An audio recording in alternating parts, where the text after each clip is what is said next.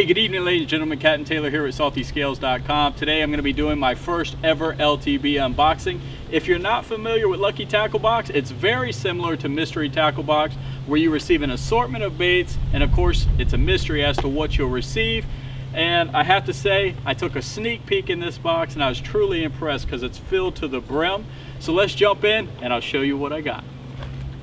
All right, let's jump right in. The very first thing that I could tell you that I noticed that was different about the LTB is they didn't have the itemized list showing the retail prices and giving the descriptions of the lures like the Mystery Tackle Box does. But first thing, you're gonna see this live target here. This is the Bait Ball series, which is a very nice lure. It's actually the threadfin shad, and these are very expensive lures, so I know this will definitely work. It's got a deep diving lip, so you know that this thing's going to get down there. A matter of fact, it shows, let me see if it tells us the depth. All right, so this thing will dive 16 feet, this particular crankbait. So definitely interested to try that out. Now another thing that I observed in this particular box compared to the Mystery Tackle Box is we got a ton of soft plastics. Usually in the Mystery Tackle Box I get quite a few hard baits, but going further, I show here the Owner 3/0 boa rig, which I have to say, honestly, I've never heard of it, never seen it. So I'll do some more research on that. Maybe be able to explain what exactly it is.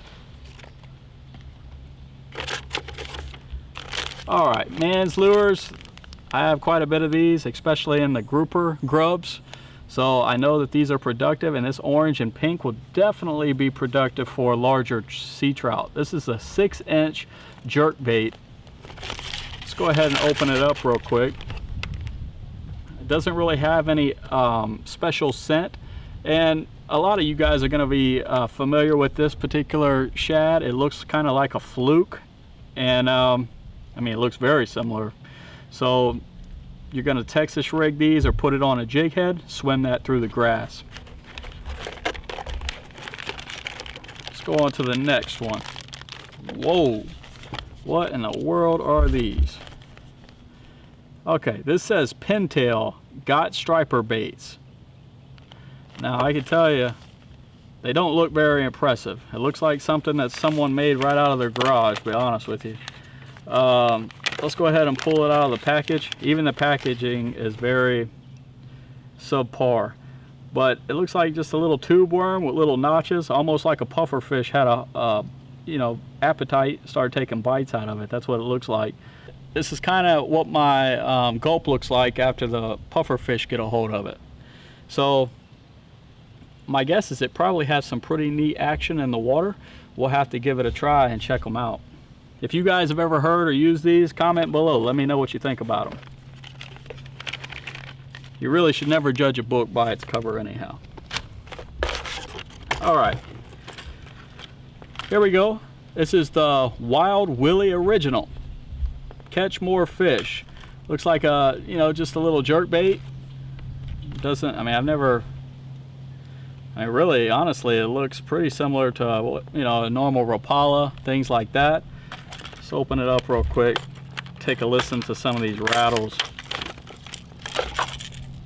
Yeah, so it's got about 4 large beads, and you can see, because this lure is pretty transparent, but it has 4 large beads, which gives off a dull sound. I'm sure this will be very effective for snook and trout. Good old Wild Willie. All right, so this is what I'm talking about, guys. The soft plastics just continue to come. Castic soft baits. I can't say that I've ever heard of these either. So these are interesting. Almost look like a, well, they're supposed to resemble a eel. So I imagine these could potentially be great cobia baits. So you can see here, the detail on this little eel is pretty cool. It's got this chartreuse side, so, and then it also has a blue back. The fins are all very detailed. Got a couple little eyes in there. Seems to be very durable plastic. Nice soft plastic. So these will be very good to pitch at cobia, I'd imagine. We'll have to give them a try. Hopefully this summer, get out there and target cobia specifically. All right, moving on, we have Mr. Twisters, the original. Now, the first time I ever heard of these was actually in Texas. Very popular among you Texas folks, and they're pretty cool. This is like a little crawdad, and or I mean, you could, you know, kind of resemble a shrimp. What's cool about this little package, which I rarely see this being done, is this is an assortment of colors.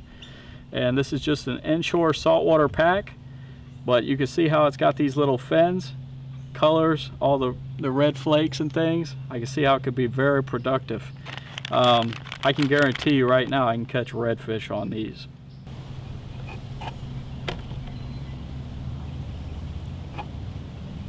Even bass. I mean, they kind of look like a crawdad, like I was saying, so you could probably use them in both fresh and saltwater, and I bet you they'll work just fine. But like I said, the Mr. Twister is very popular in the Texas region, so check them out, guys. We used them quite a bit, and we caught a lot of redfish when I was over there. All right, this is last but not least. This is the Ultimate Saltwater Bait by V&M. Now, the first time I used V&M was in my mystery tackle box. I had a 10-inch worm, and it was very productive. So, never used any of their saltwater baits. Holy smokes. They definitely have some lubricant on them. Feels like KY jelly. So, very cool, clear bait.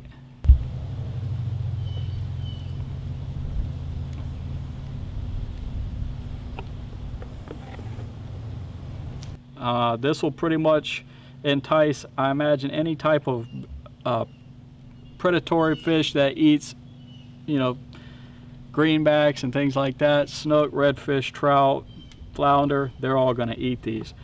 Now, good God, I can't even hold on to these things. They're so slippery. And they do have a little bit of a scented smell to them, but look at my hands. Woof, man, you won't need no lotion after touching those.